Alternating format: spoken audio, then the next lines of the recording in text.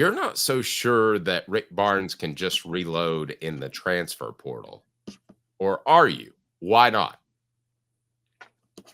I am sure that over a period of years he can reload.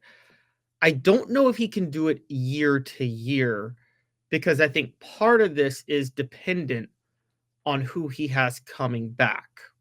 Now, this does not mean that Rick Barnes' future at Tennessee, and I know he's 71 and I'm talking future, but I still think he's got a good 5 years left in him. This does not mean that Rick Barnes' future at Tennessee is not in great shape. It just means based on who Tennessee lost from this past year, I don't think specifically for next year he can immediately reload what he lost. And so I think that's going to be tricky. If we go back, we talk about how he lost Dalton Connect, he lost Josiah Jordan James, he lost Santiago Vescovi.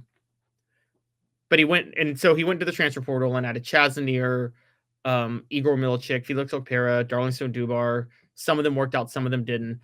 But the underrated part is he had two integral parts of what he runs coming back in Zakai Ziegler and Jemai Meshach. And you don't just replace a core guy like Zakai Ziegler overnight. That's just somebody you just can't replace. And so no matter what he does in the transfer portal this year, while I don't oppose his philosophy and I do believe in it long term, I don't see how there's not a drop off for next year because he doesn't have that one core guy to run the show that is a veteran in his system that is literally just made in his image, basically. Well, and I think as a player too, I mean, maybe the Georgia kid who went to Miami, Eason, maybe he thinks he can be the man. But don't you think that most players go to schools thinking, I want to plug in, I want to learn. Sure, I'm fine with being the star, but I believe that most players they believe that they'll be an addition to a championship run, not the reason for the championship run. That's an awful lot of pressure if you're being honest with yourself. And these guys are not 18 or 19 like prospects, or 17 or 18. They're 20, 22-year-old men. So I think they make more business decisions. Yes, and it's funny you talk about that because let's bring this up. Let's talk about somebody like Dalton Connect for a minute. 2 years ago when Dalton Connect committed to Tennessee. I'm just going to tell you guys this up front. Rick Barnes nor Dalton Connect knew how good Connect was going to be at that level. That was not the intention of adding Dalton Connect. Rick Barnes needed another outside scorer who he thought could be very good if he added defense to his game. Why did Dalton Connect go to Tennessee? You remember this, Dave. Dalton Connect wanted to develop into an NBA prospect, and he needed to fine-tune his defensive skills. That was his focus. Nobody knew that in the process of fine-tuning his defensive skills, he'd become the best scorer in college basketball that year, which he was. That wasn't on anybody's radar, including his. So it came out of nowhere. And then last year, Chaz Lanier did expect to be a role player in the system, not Tennessee's go-to primary scorer.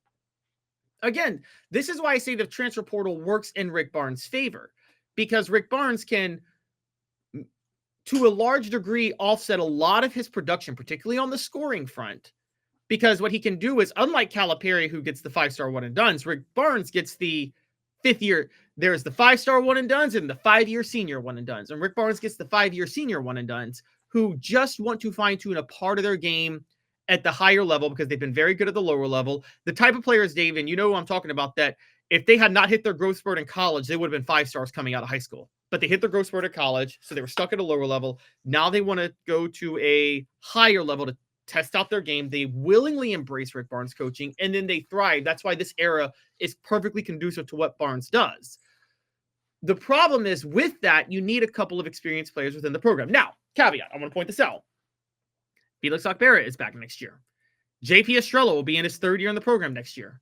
Cade Phillips will be back next year. Maybe Bishop Boswell will develop. But there is nobody who, there's not a 4-year starting point guard on this team for next year who started 4 years under Rick Barnes. Now, all this being said, I think Rick Barnes can reload enough to get back to the NCAA tournament. But can he reload enough to go to a 3rd straight Elite 8, or is that 2 years down the road instead of just next year, is the real question. I agree with you completely. I think he reloads to the point that he can make the Sweet 16. I don't think he reloads to the point where he's a realistic threat to make the Elite 8. Yeah, or a threat to the Final Four at least, which they were this year, even though they lost in the Elite Eight. I agree. I think that this is, rather than a 25-30 win team, we're probably talking a 20-25 win team. Now, here's the other factor that you have to, when you talk about Rick Barnes, and I'm almost surprised this hasn't happened yet. In this transfer portal age, there could, and maybe it happened with who was the young man that transferred in December? Cameron Carr. Maybe it happened with him. Maybe he's just like, this whole place is too darn tough. Rick Barnes is too darn mean. His practices are too hard. You could have, as much as I think Tennessee could put together an Elite Eight run with a great transfer portal class. I don't think that's likely, but as much as I think that could happen, I think you could have a transfer portal implosion. I mean, I would agree with that, but remember, Cameron Carr was another freshman. He wasn't a freshman last year, but he committed to Tennessee as a freshman. Right. Rick Barnes goes for the veterans in the portal, the proven guys. Those guys aren't not most of the time, Dave. Those guys are going to take Rick Barnes' coaching. They are at a certain level. They have a certain level of maturity and a certain level of understanding of where they are and where their shortcomings are. One of the problems with freshmen and sophomores, a guy like Cameron Carr, I mean, let's be honest. There are the one and dones who, and I talked to you about this morning, funny enough, most one and done 5-stars, they're really resentful about the fact that they're even playing college basketball for a year. They feel like they're wasting their time. They're wasting everybody's time. They know they're going to the NBA. There's those one and done 5-stars that are right. Like Kevin Durant wasted his year in college, right? He should have gone to the NBA. He should have been able to go to the NBA immediately. Sure. There was no reason to see him play in college. Okay. Wait, he is one heck of a defender, thanks to Barnes, though. That is true. Never learned how to pass. But he is a good defender. Now, let's talk about for the 15 one and dones that shouldn't be going to college, that should just be going straight to the NBA. There's a whole swath of players, of about 150 other players, who think they're one and done caliber. And that includes Cameron Carr, I think. Yes. And they think they should be treated as a Calipari style one and done player at the college basketball level. And Scotty Hopson was that, funny enough, when he played for Bruce Pearl his first year. He even said in an interview, like, yeah, I'm looking to go to the NBA after our freshman year. He stayed till his junior year because he was an NBA caliber after his freshman year. And that's a huge issue with a lot of kids that's going to hurt Rick Barnes. But if Rick Barnes goes the transfer route, I think he'll be fine. If you let and also, but the key is to have like a couple of key guys that have been in the system for 2 and 3 years that embrace everything about Rick Barnes. And yes, in terms of experienced players, and David Speaks brings it up, they have Phillips, Estrella, and Apparel all coming back. I agree. But the problem is they don't have any guards that are experienced in the system coming back next year. And that's a real issue. No, and isn't Zakai Ziegler worth about 3 good players with his leadership? Yes, he's worth the production of about 3 guys as a glue guy. And you've covered, how many teams have you covered? Let's just think football too, Dave, where they return a ton of talent, but there's like kind of a glue guy that holds it together that you just can't measure how important he is, and his intangibles are so important, and losing him, just there's a massive drop off that you didn't expect. Well, I mean, Al Wilson was really good, so it's probably unfair to put him in that conversation because he was a really good player as well. Right. So I'm having. What about Michael Munoz with the offensive line in 2005? Remember 2004 was Michael Munoz last year. Michael Munoz wasn't like the most like physically gifted towards the end, but he did seem like an anchor that was a really good leader for that unit, wasn't he? Yeah. I mean, I'll give you one that's kind of out of left field. How about Ron Slay? I thought he kept that team loose, but I don't think he was the best player on that team necessarily. Oh, yeah. No, that's true. But see, Ron Slay didn't leave. Remember, Ron Slay was there through 2 Buzz Peterson years, too, where he was the best player on the team his last year.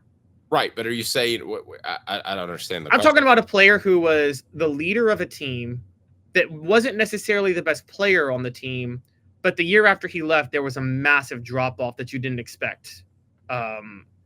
Because that losing that player cost you a certain intangible you couldn't really factor in. Okay, so let me ask you this. Given the losses, and I would like to make this a poll question, given the losses and Rick Barnes' ability to bring in transfer portal classes and players that have big impacts. I said, can Rick Barnes rebuild in a year with the transfer portal? Yes, he's got it. 77% of the vote. No, it takes more than a year. 23% of the vote. So that being said, let's take it a step further. Given the losses, is it fair for Tennessee fans to expect tournament, 1 win, Sweet 16, Elite 8 or more? Because I think expecting Elite 8 or more after what they're going to lose is asking a whole awful lot.